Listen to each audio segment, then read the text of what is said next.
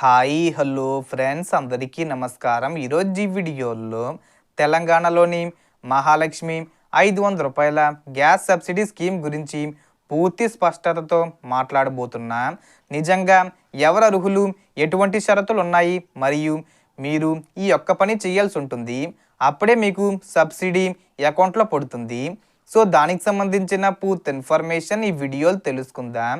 వీడియోని ఎక్కడ కూడా స్కిప్ చేయకండి ఫ్రెండ్స్, అండ్ కూడా చూడండి. వీడియో స్టార్ట్ చేసే ముందు మీకు ఒక small request friends, TG government నుంచి పథకాలకు సంబంధించి ఏ చిన్న అప్డేట్ వచ్చినా మీరు మిస్ కాకుండా ఉండాలంటే వెంటనే మన ఛానల్ని సబ్స్క్రైబ్ చేసుకోండి. అండ్ సబ్స్క్రైబ్ చేసుకున్న వాళ్ళందరూ కూడా సబ్స్క్రైబ్ బటన్ పక్కనున్న గంట సింబల్లో ఆల్ అని పెట్టుకోవడం మర్చిపోకండి ఫ్రెండ్స్. ఇలా పెట్టుకోవడం వల్ల నేను పెట్టే ప్రతి ఒక్క వీడియో మీరు నోటిఫికేషన్ రూపంలో పొందగలరు. అండ్ వీడియో మీద నచ్చితే లైక్ చేయండి ఫ్రెండ్స్. సో ఏమాత్రం లేట్ చేయకుండా వీడియోకి వెళ్ళిపోద్దాం. సో మొదటగా ఈ స్కీమ్లో అర్హత కలిగిన వారికి గవర్నమెంట్ ఇలా డిసైడ్ చేసింది. తెలంగాణలో ఉండేవారు స్కీమ్ కోసం ప్రజాపాలన అప్లికేషన్ ద్వారా అప్లై చేయాలి. ఇంకా ముఖ్యంగా వైట్ రేషన్ కార్డు కలిగి ఉండాలి. ఇది స్కీమ్లో తప్పనిసరి. మరొక కీలక షరతు, మీ ఇంటికి డొమెస్టిక్ ఎల్పిజి కనెక్షన్ ఉండాలి. అంతేకాదు అది మీ పేరుతో ఉండాలి. ఇక సబ్సిడీ పరిమితులు కూడా ఉన్నాయి. రాష్ట్ర ప్రభుత్వం ముందుగానే ఆయిల్ కంపెనీలకు సబ్సిడీ పంపిస్తుంది.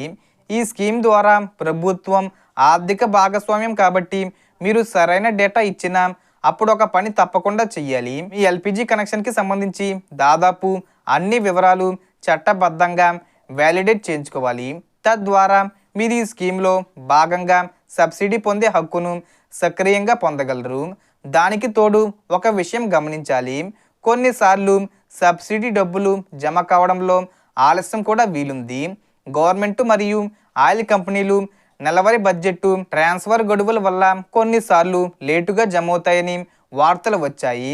ఉదాహరణకి కొన్ని వార్తల ప్రకారం గత కొన్ని నెలల సబ్సిడీ బకాయిలు హోల్డ్లో ఉన్నాయి. కాబట్టి మీరు ఈ స్కీమ్లో లబ్ధిదారిగా ఉన్నారా, మీ ఖాతాల్లో గత నెల సబ్సిడీ జమ అయ్యాయో లేదో చూడడానికి రెగ్యులర్గా చెక్ చేసుకోవడం చాలా ముఖ్యం. మీ బాధ్యత. చివరగా మద్దతుగా మీరు ఏజెన్సీ వద్ద మీ డాక్యుమెంట్లు సరి చూసుకొని అవసరమైతే వచ్చిన సమస్యలపై అధికారులకు ఫిర్యాదు చేయండి. ఎందుకంటే ఇది మీ హక్కు.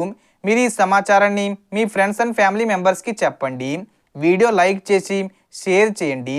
మరిన్ని అప్డేట్స్ కోసం మన ఛానల్ను ఫాలో అవ్వండి. Thanks for watching.